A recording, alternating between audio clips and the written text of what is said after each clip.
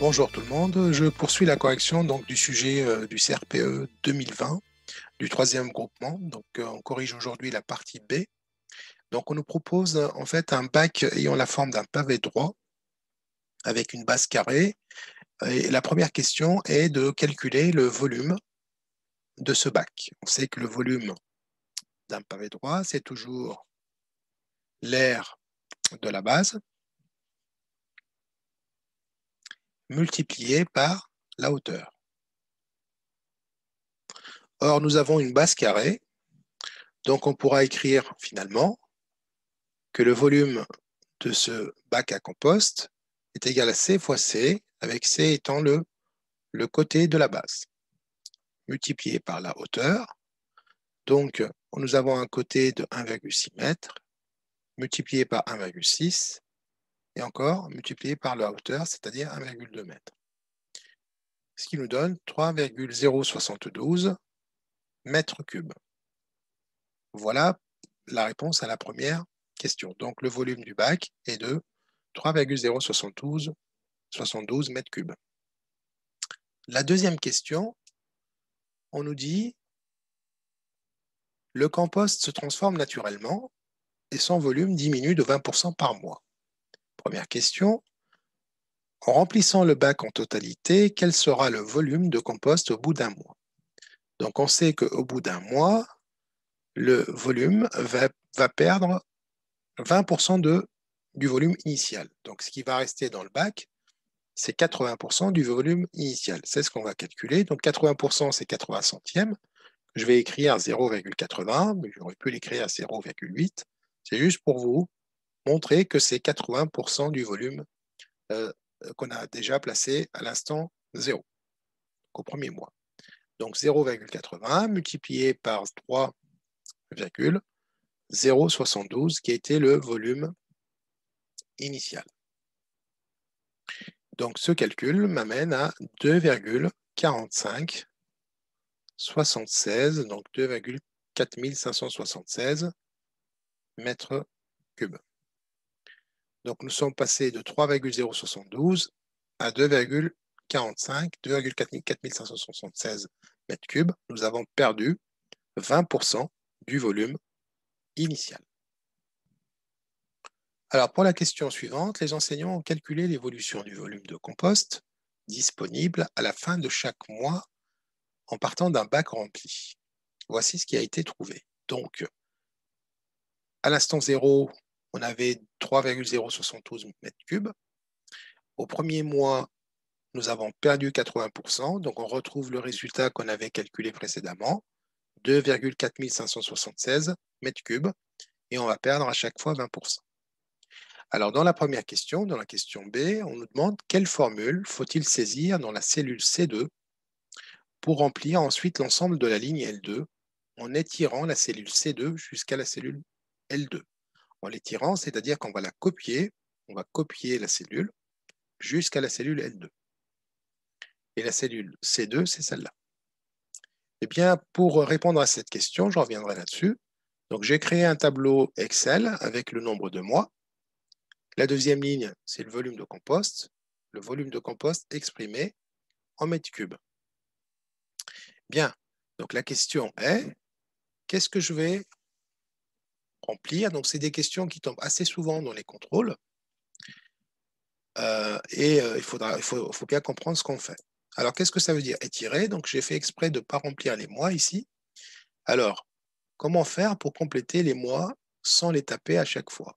Avec Excel, avec un tableur, on commence toujours l'instruction par égal, c'est-à-dire qu'on va écrire une fonction mathématique, un calcul à faire, et on va se servir, il y a une récurrence, en fait, on va se servir d'une cellule précédente, qu'elle soit en ligne ou en colonne, il n'y a pas d'importance.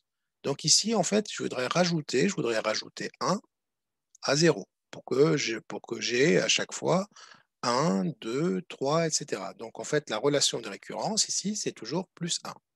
Plus 1 à la cellule précédente. Ma cellule précédente, c'est B1 ici. Donc je vais venir cliquer sur B1, ou bien à la rigueur, j'écris B1, plus 1. Donc ici, j'ai rajouté à B1 le nombre 1, c'est-à-dire que normalement, si je fais le calcul, 0 plus 1 égale 1. Terminé. Maintenant, je voudrais faire appliquer cette instruction ou ce calcul-là jusqu'à la fin de mon tableau. Alors pour ce faire, on va juste se mettre sur la cellule et puis on va copier. Donc dès qu'on a la croix, quand on se met sur le coin inférieur droit de la cellule, il y a une croix qui se dessine pour nous dire que on peut étirer. Donc on clique sur le clic gauche, on reste appuyé sur le clic gauche de la souris et on étire jusqu'à la fin de la plage.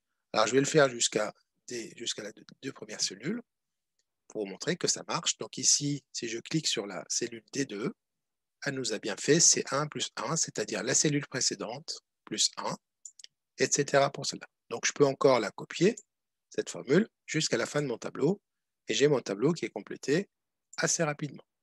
Bon, il est clair que quand on a 10 colonnes à compléter, ça va vite, mais si on avait 1000 colonnes, et c'est le cas souvent quand on fait des études statistiques, on a souvent un millier de colonnes qu'on doit compléter assez rapidement. Donc étirer, ça sert beaucoup avec les logiciels type tableur. Donc maintenant, si je veux compléter la cellule C2, on a dit qu'en fait, au deuxième mois, enfin au premier mois, on perd 20% par rapport au mois précédent. Au deuxième mois, on va perdre 20% par rapport au premier mois, etc. Donc nous avons encore une fois une relation de récurrence entre les cellules.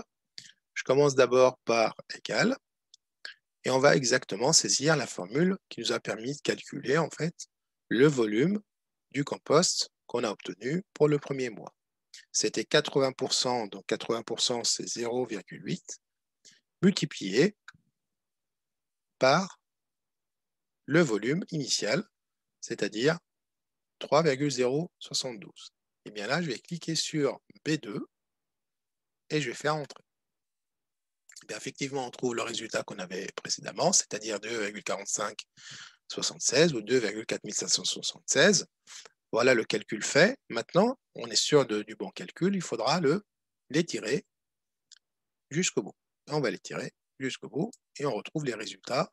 Alors là, il y a juste un petit réglage à faire, c'est-à-dire que si je reviens au tableau qu'on avait ici, on n'a que 4 chiffres après la virgule. Donc, alors que là, nous avons 5 chiffres. Alors, pour ce faire, alors je vais revenir à l'instruction initiale, ici, et je vais demander, par exemple, que 4 chiffres. Alors là, on peut réduire, ajouter une décimale ou réduire une décimale. Donc là, j'en ai 4. Par contre, si j'étire ici, là, ils vont me mettre plus.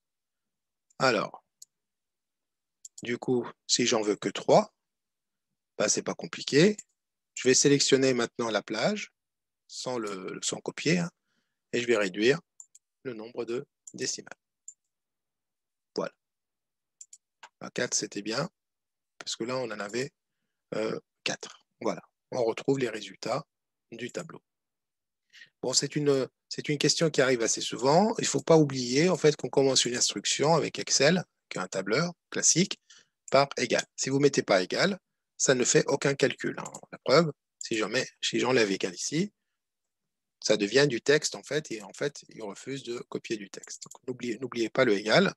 La deuxième erreur possible ici, quand on veut compléter, alors si vous mettez par exemple 0,80 multiplié par 3,072, c'est-à-dire sans taper B2, et vous faites entrer, et vous faites le calcul, il n'y a aucun problème. Mais par contre, si vous copiez, il ne voit pas de relation de récurrence, c'est-à-dire pour lui, c'est juste des nombres à copier, il va copier le même résultat.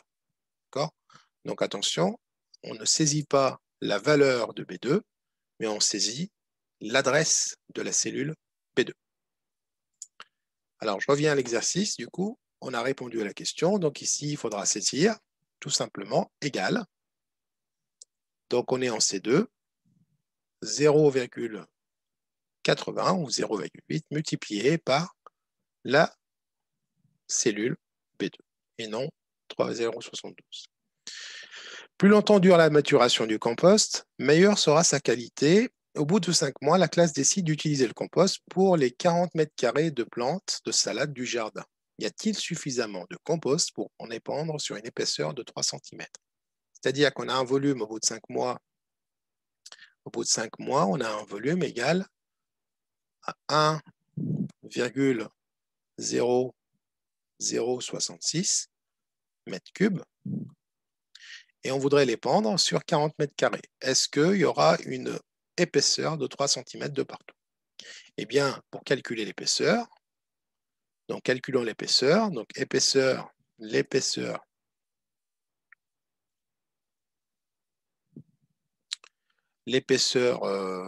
du compost,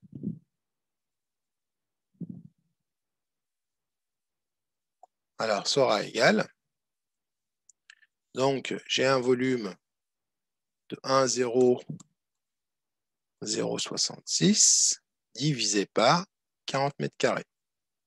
Donc on va diviser le volume par la surface pour trouver cette épaisseur de compost qu'on va épandre de partout.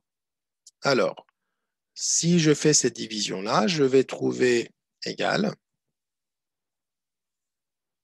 0,2665 mètres. Est-ce que c'est égal à 3 cm? Il va falloir convertir en centimètres. Pour convertir des mètres en centimètres, on va tout simplement multiplier par 100. Et si vous multipliez par 100, vous décalez le chiffre 0 des unités ici de 2 cases, ça va vous donner 2,665 cm. Or, 2,665 cm, c'est bien inférieur à 3 cm. Donc, il n'y a pas suffisamment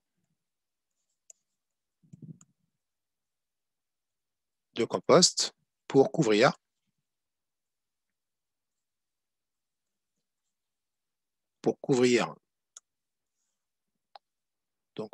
une surface